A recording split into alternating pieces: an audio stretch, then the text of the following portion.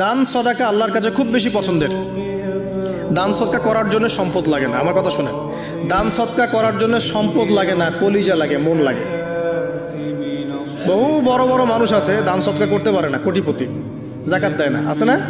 আর বহু গরিব মানুষ ভ্যান চালায়, কৃষিকাজ করে, দেখবেন 100 টাকা দান করে দিল।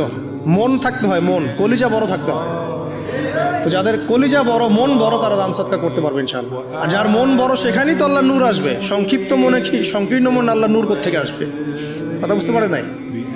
তো দান সদকা বাড়ান। আপনি 1 টাকা দান করেন, 5 টাকা দান করেন, হালাল রিজিক থেকে 1 টাকা দান করেন, সেটা আল্লাহর কাছে অনেক বেশি পছন্দের।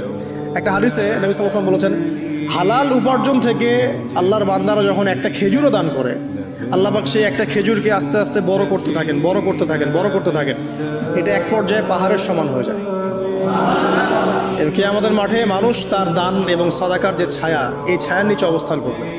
আপনার বিপদ হয়েছে, দান সদকা করেন, বিপদ দূর হয়ে যাবে ইনশাআল্লাহ।